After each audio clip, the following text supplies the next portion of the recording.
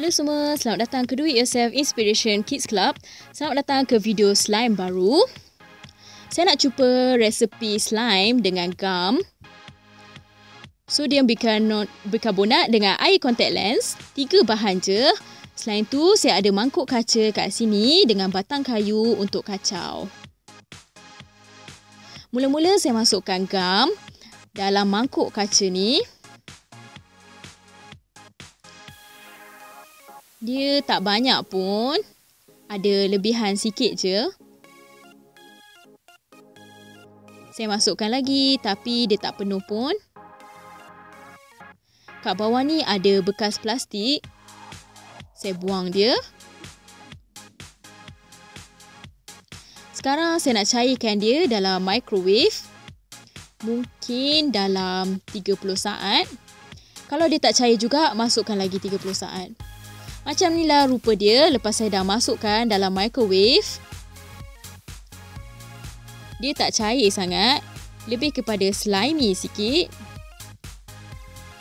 Sekarang saya nak masukkan sodium bikarbonat.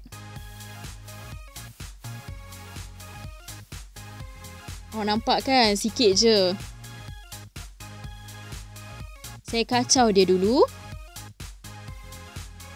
Dia memang melekit kat sini. Lagi-lagi kat tepi-tepi, kat batang kayu saya ni pun. Saya nak masukkan je air contact lens sekali.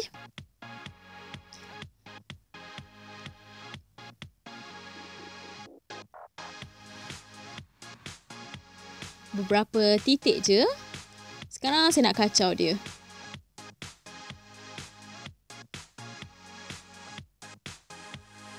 Lepas dah kacau berapa kali, saya ada gumpalan macam ni. Bukan slime. Saya rasa resepi ni tak menjadi pula hari ni. Awak boleh nampak kan? Slime pun boleh tak menjadi. Mungkin awak ada tips untuk saya?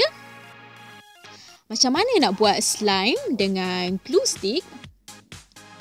Mungkin awak pernah try. Mungkin awak nak tulis untuk saya kat komen kat bawah. Saya nak tengok jap. Saya nak keluarkan dia. Dia tak melekat kat tangan tapi dia keluar air lah. Ataupun cecair bila saya picit dia. Dia memang tak menjadi. Mungkin sebab gum ni. Dia ada tulis kat sini 60% natural materials. Water. Mungkin saya boleh guna gum yang lain. Macam saya cakap tadi, kalau awak ada tips untuk saya, bolehlah tulis kat bawah. Saya harap awak suka eksperimen ni dan berseronok juga. Kalau ya, bolehlah bagi saya thumbs up. Mungkin awak ada mood nak subscribe saluran ni. Bagus juga tu. Tekan je butang subscribe kat bawah. Tekan juga butang loceng kat sebelah dia. Nanti awak tak terlepas video dari kami. Kat saluran ni, awak boleh jumpa banyak resepi slime yang lain yang menjadi juga. Kita jumpa lagi lain kali di Do It Yourself Inspiration Kids Club. Bye!